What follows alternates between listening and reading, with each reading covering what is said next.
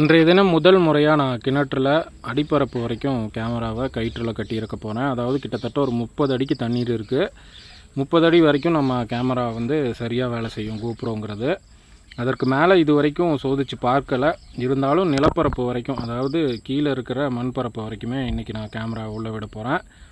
கயிற்றில் நல்ல உறுதியாக தான் கட்டியிருக்கேன். அதனால் கேமரா தவறதுக்கான வாய்ப்பு இல்லை. முக்கியமாக இந்த பாறை படிவங்களுக்குள்ளே இந்த மீன்கள் உலாவிட்டு இருக்கிறத பார்க்குறதுக்கே அவ்வளோ அழகாக இருக்குது. தண்ணீரோட நிறம்ங்கிறது ஒரு நிலைக்கும் மாறுபட்டுக்கிட்டே இருக்கும். நீல நிறமாக மாறும், பச்சை நிறமாக மாறும். ஏன்னா ஒளியின் ஊடுருவலை பொறுத்து தண்ணீரோட நிறம்ங்கிறது மாறிக்கிட்டே இருக்கும். முதல்ல ஒரு நிமிடம் தண்ணீருக்குள்ளே சரியாக கேமரா வேலை செய்யுதான்னு சொல்லி உறுதிப்படுத்திக்கிட்டேன். மேலே எடுத்து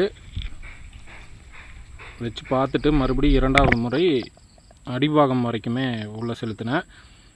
ஏன்னா இது வரைக்கும் எனக்கு சோதிக்கிறதுக்கான வாய்ப்பு கிடைக்கல. ஏன்னா தண்ணீர் ஒரு 60 அடி ஆழம் இருக்குது அப்படின்னா கேமராவை அதற்கு மேலே உள்ளே அனுப்புகிறோனாலும் கண்டிப்பாக வேலை செய்யாது, நிறம் மாறிடும். அதனால் தெளிவாக காணொளி பதிவாகாது. அப்படிங்கிறதுனால கொஞ்சம் மீன்களுக்கு உணவும் போட்டு பதிவு பண்ணினேன். கால்நடைகளுக்கு போடுற அந்த பெல்லட் தான் போட்டிருந்தேன்.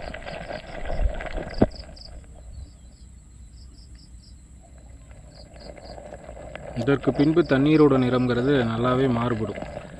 பார்க்குறதுக்கே கடல் போல காட்சி அளிச்சது. நான் ஏற்கனவே இந்த முழு வீடியோவும் பார்த்தேன். நிஜமாகவே இது வரைக்கும் நான் பதிவு பண்ணதில் ஒரு சிறந்த காணொலியாகவே இது அமைஞ்சதுன்னு தான் சொல்லணும். தொடர்ந்து வரும் நாட்களில் தண்ணீர் இன்னுமே கீழே போகும், தெளிவாகவே பதிவு பண்ணலாம். இது ஒரு முயற்சி தான். அடுத்தடுத்த நாட்களில் இன்னும் தெளிவாக காணொலிகளை பதிவு செய்ய துவங்கலாம்.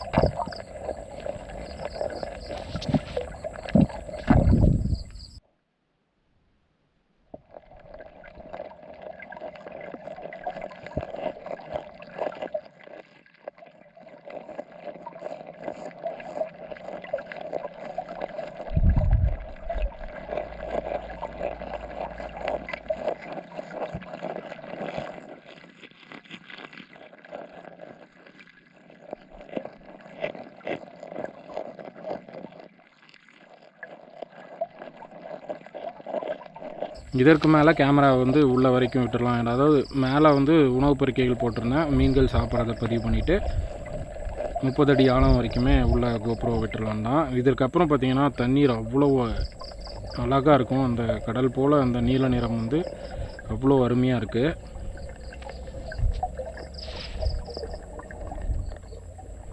பெரிய மீன்கள் உள்ளே இருக்குது. ஆனால் 5வது நிமிடத்தில் அந்த பெரிய ஷார்க் மீன் பதிவாயிருக்கும். இப்போ கூட பார்த்திங்கன்னா பின்புறம் அந்த பெரிய மீன் நீந்திகிட்ருக்கும். சிசி கெண்டை மீனோட வால் பகுதி மட்டும் ஒரு இடத்துல பதிவாயிருக்கும். இந்த இடத்தெல்லாம் நான் இது வரைக்கும் நான் பதிவு பண்ணதே கிடையாது. இதற்கு பின்பு அப்படியே நிறம் மாறுபடும். இடையில ஏன்னா அந்த ஒளி ஊடுருவல் மாறும் பொழுது தண்ணீர் நிறம் அவ்வப்போது மாறிக்கிட்டே இருக்கும். இந்த பைப்பெல்லாம் ரொம்ப நாள் முன்னாடி உள்ள கிணற்றுக்குள்ளே விழுந்தது. இப்போ தான் நான் பார்க்குறேன்.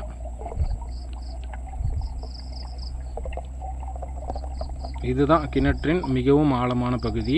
நிறைய மட்கிய இலைகள் கிடைக்கும். அங்கே பார்த்திங்கன்னா சிறிய மீன்கள் கூட இவ்வளவு ஆழம் வரைக்கும் வருதுங்கிறத இன்றைக்கி தான் நான் பார்க்குறேன். இந்த மட்கிய உணவுகளை தான் அந்த சிசி கெண்டை மீன் சாப்பிடும். இங்கே கூட பார்த்திங்கன்னா அந்த சின்ன ஃபிலமன் பாத் மீன் குட்டி ஓடிட்டுருக்கோம். இவ்வளவு ஆழம் வரைக்கும் மூச்சு பிடிச்சி நீந்த முடியுதுன்னா கண்டிப்பாக கிணற்றின் சூழலுங்கிறது. இப்போ பார்த்திங்கன்னா அந்த சிசி கெண்டை மீன் அடிப்பாக்கத்தில் தான் நீந்திட்டு இருக்கிறத பார்க்கலாம். இப்பொழுதும் எடுத்துகிட்டு மறுபடியும் இரண்டாவது முறை, அதாவது மறுபடியும் ஆழம் வரைக்கும் செலுத்தலாம். ஏன்னா இன்னும் சில மீன்கள் பதிவாகும்னு இரண்டாவது முயற்சியும் செஞ்சேன்.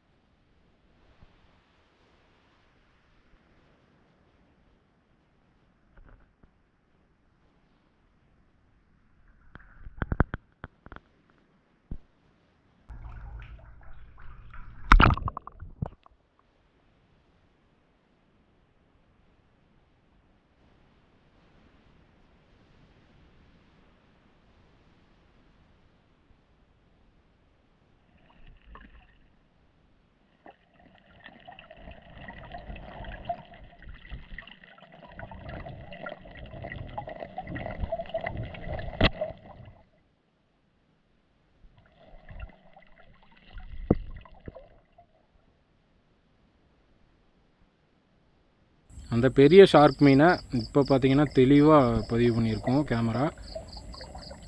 2 மீன்கள் இருக்குது இதே மாதிரி. பின்புறம் பார்த்திங்கன்னா அந்த பெரிய மீன் போகும். இன்னொரு சுற்று வந்து அந்த பெரிய மீனும் இந்த காணொலியில் பதிவாயிருக்கும். இப்போ பார்த்திங்கன்னா தெளிவாக தெரியும் அந்த பெரிய மீன் வந்து கேமராவை கடந்து போகும். வரும் நாட்களில் இன்னுமே தெளிவாக பதிவு பண்ணலாம். ஏன்னா அந்த கயிற்றில் கட்டியிருக்கிறனால கேமரா சுழன்றுட்டே இருக்குது. அதனால் நிலையாக இருந்ததுன்னா கண்டிப்பாக இன்னும் தெளிவாக பதிவு பண்ணலாம்.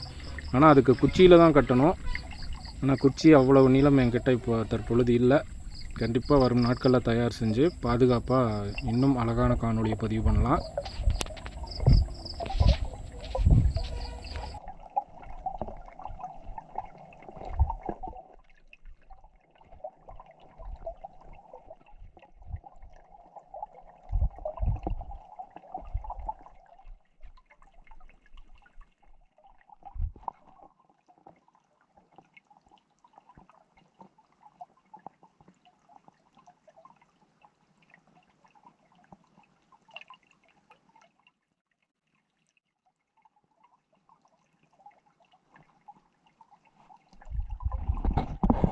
கிணற்றை ஒட்டியே மாமரம் இருக்கிறதுனால அந்த மாந்தலை, மாமரத்தோட வாதுகள்லாம் உடஞ்சி விழுகும். அந்த மட்கிய உணவுகளை தான் அடிப்பகுதியில் வாழ்கிற, அதாவது இந்த சீசி கெண்டை மீன்கள் மட்கிய உணவு தான் சாப்பிட்டுட்ருக்குன்னு நினைக்கிறேன்.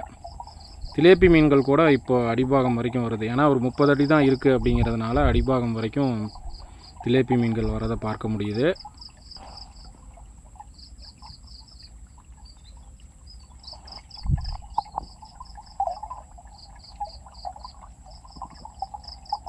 முழு காணொலியும் பாருங்கள், கண்டிப்பாக பிடிக்கும்னு நினைக்கிறேன். இதற்கு மேலே மறுபடியும் தெளிவாக ஒரு நாளும் பதிவு பண்ண முயற்சி செய்கிறேன்.